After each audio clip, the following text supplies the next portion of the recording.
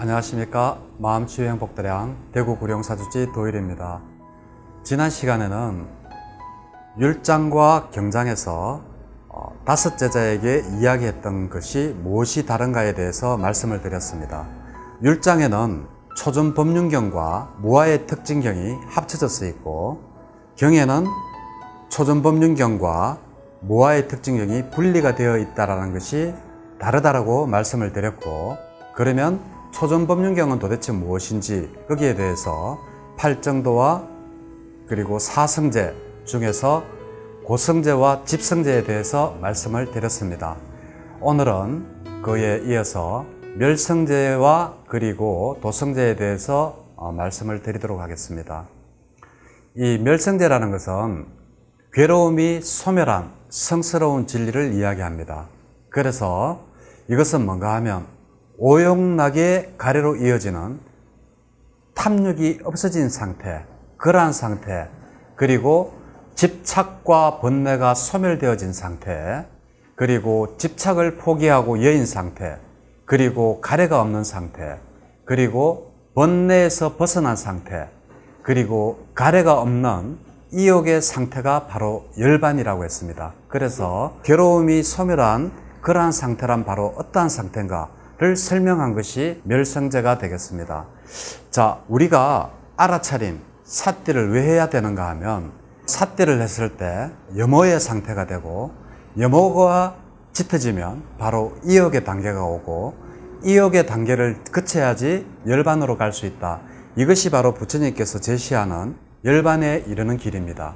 그래서 괴로움이 소멸한 상태란 바로 어떠한 상태인지, 그것이 멸성제가 되겠습니다. 자, 그러면 마지막으로 도성제란 무엇인가? 괴로움을 소멸로 인도하는 성스러운 진리가 되겠습니다. 이 도성제는 또 다른 이야기로 바로 팔정도를 설하시고 계십니다. 부처님께서 초전법륜경에서 이미 중도에서 한번 팔정도에 대해서 설명을 하셨는데도 불구하고 사성제, 고, 집, 멸도에서 다시 팔정도를 강조하고 계십니다. 이 도성제라는 것은 괴로움을 소멸로 인도하는 성스러운 진리인데, 그 길이 바로 팔정도라는 것입니다. 이렇게 부처님께서 한 경에서 두 번을 팔정도로 설명을 할 정도로 팔정도의 중요성에 대해서는 더 이상 설명할 필요가 없겠습니다. 그리고 이 팔정도는 앞에서 제가 이미 충분하게 설명을 드렸기 때문에 이 도성제는 바로 팔정도를 의미한다라, 이렇게 말씀을 드리고 넘어가도록 하겠습니다. 그리고 초전법륜경에서는 이 법문을 듣고, 중도와 사성제 법문을 듣고 꽃난다가 바로 연기법을 깨닫게 됩니다. 모든 조건 지어진 것으로 일어난 것은 조건 따라서 사라질 뿐이구나 라고 하는 그러한 연기법과 재행무상, 모든 것은 변하고는 것이다 라는 것을 알게 되어서 바로 부처님께서 천안으로 꽃난다가 깨달았다는 것을 알고, 그때 바로 안냐 꽃난다라고 이야기를 합니다. 안냐라는 것은 청정한 눈을 가진 꽃난다 이름이 되겠습니다.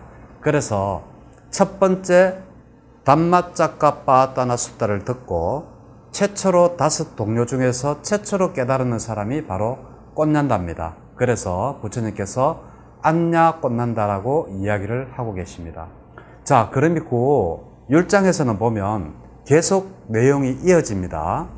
경에는 따로 무아의 특징경이라고 따로 있지만, 이 율장의 큰 바퀴를 굴림에 대한 이야기에서는 이야기가 계속 이어지고 있습니다.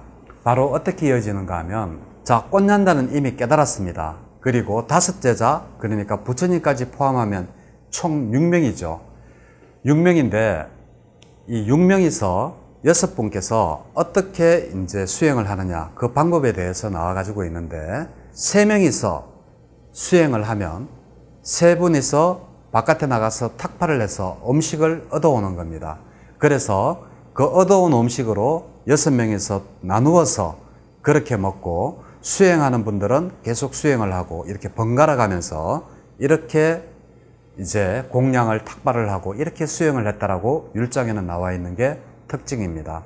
자, 그리고 그 나머지 4명을 이렇게 탁발을 하면서 수행을 해서 경에는 무아의 특징경으로 나타나 있는 아나따라까나 숫다가 설명이 바로 이어집니다.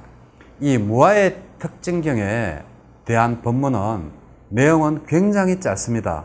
바로 무아의 특징경은 뭔가 하면 우리 오온에 대한 법문이라고도 할 수가 있는데, 오온이 바로 무아라는 겁니다. 이것이 무아의 특징경의 바로 핵심입니다.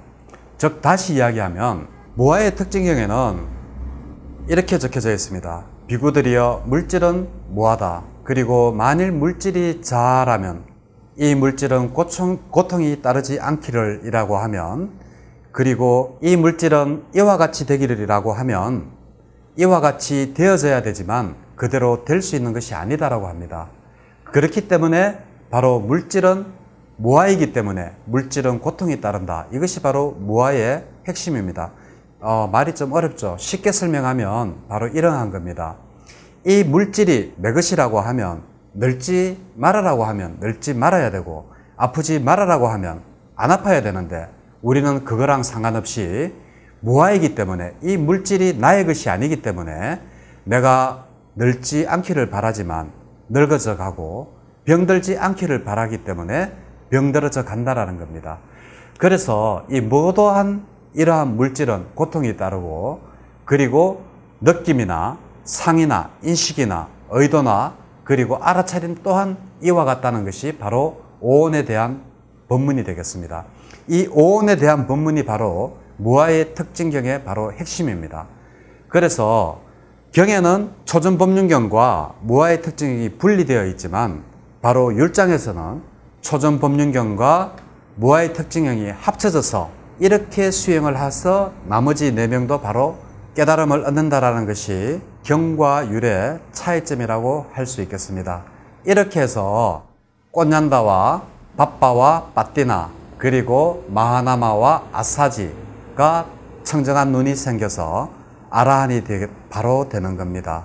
그래서 5 제자가 아라한이 되고 부처님을 포함해서 드디어 이 세상에는 6명의 아라한이 생겨나는 겁니다. 이것이 바로 부처님께서 크나큰 바퀴를 굴림에 대한 이야기가 되겠습니다. 자, 율장과 경장 무엇이 다른지에 대해서 말씀을 드렸습니다.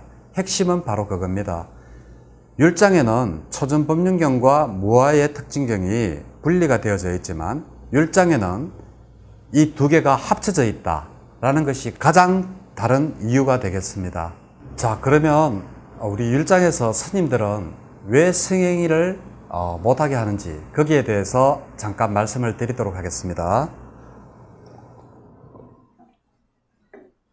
부처님께서는 처음부터 스님들에게 승행이를 금지시켰던 것이 아닙니다. 그런데 어떠한 사건이 하나 생기죠. 그게 뭔가 하면 부처님께서 정사에 계실 때 한 비구가 있었습니다. 그 당시에는 만약에 자식이 없으면 그 재산이 전부 국가 소유, 즉 왕의 소유로 되어졌는 것 같습니다. 그래서 한 비구가 결혼은 했지만 아기를 낳지 않은 상태에서, 자식이 없는 상태에서 출가를 해버린 겁니다. 그러니까 자기 어머니가 바로 밤마다 이 자식을 찾아옵니다. 그래, 내가 네게 출가하는 것은 막지를 않겠다. 그렇지만 너희 아버지가 어떻게 모은 재산인데 이렇게 재산을 왕에게 그냥 뺏길 수가 있느냐. 그러니까 제발 자식 하나만, 후손 하나만 낳아주고 네가 출가를 하든 뭐를 하든 네 마음대로 해라라고 하면서 어머니가 와서 통사정을 합니다. 그래서 이 비구가 어떠한 것을 하는가 하면, 처음에는 거절거절 하다가 그럴 수가 없다. 비록 계율로 정해지지는 않았지만 수행자가 승행위를 하는 것은 옳지 않다라고 생각을 해서 거절을 하다가 어머니가 하도 간곡하게 이야기를 하니까, 그러면 한번 아내를 데리고 와라. 이렇게 해서 이제 그 아기를 낳았는지 안 낳았는지 그 다음에는 이야기가 없습니다. 그런데 그날 밤 한 비구가, 그 비구가 아내와 잠자리를 같이 하고 난 이후에 죄책감에 시달리다가 그 목을 메고 자살을 해버리는 겁니다. 그래서 부처님께서 이렇게 보면 하루 일과 중에 하나가 이 스님들에게 자, 오늘 공부는 어떻게 했느냐 이렇게 해서 대화하는 시간이 있습니다. 근데 몇 날 며칠이 지나도 한 비구가 보이지를 않자 부처님께서 아난존자에게 묻습니다. 아니 그 비구는 어디를 가고 없느냐 이렇게 이제 묻습니다. 그러니까 사실 아난존자가 부처님에게 사실은 이렇게 해서 아내와 잠자리를 하고 난 뒤에 자살을 했습니다. 이렇게 하니까 목을 맸습니다 하니까 그때 부처님께서 바로 계율을 만드십니다. 지금 이 순간부터 모든 비구들은 수행행위를 할 수 없다라는 계율을 이렇게 만듭니다. 자, 그리고 두 번째로 또 이제 율장에 이런 이야기가 나옵니다. 만약에 비구나 비구니가 성폭행을 당했다면 과연 이것이 바라이제에 속하느냐 속하지 않느냐에 대한 이야기입니다. 부처님 당시에 이 비구니들은 항상 도적대도 많고 이랬기 때문에 비구성가 부근에서 수행을 하도록 되어 있었습니다.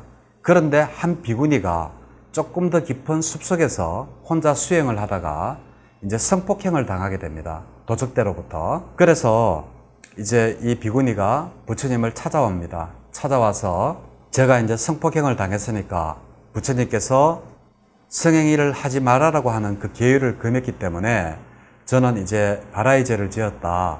그래서 이 성가를 떠나야 된다. 이렇게 이야기를 하니까 부처님께서 묻습니다. 그 비구니에게 네가 성폭행을 당할 때 너의 느낌은 어땠느냐? 이렇게 묻습니다. 그러시면서 거기에서 어떤 즐거움이 있었느냐 아니면 또 다른 느낌이 있었느냐 이렇게 물을 때 그 비구니가 답을 합니다.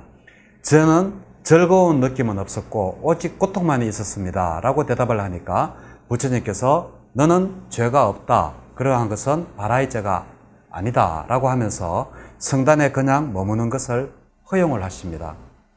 이러한 이야기는 오직 비구니만 있는 것이 아니라 비구도 그러한 내용이 나옵니다. 한 비구가 어느 한적한 곳에서 수행을 하다가 강 옆에서 이렇게 낮잠을 잤는 모양입니다. 바위 위에서. 근데 그 옆에 목욕을 하고 있던 여자들이 이 비구를 이렇게 잠을 자고 있는 사이에 이렇게 성관계를 맺는 모양이에요. 그래서 이 비구가 부처님에게 이렇게 막 울면서 이렇게 찾아왔겠죠. 와서는 부처님에게 이야기를 합니다. 이렇게 했을 때 바로 무엇을 묻는가 하면 이 비구에게는 자, 진정으로 네가 성행위를 할 의도가 있었느냐 없었느냐를 묻습니다.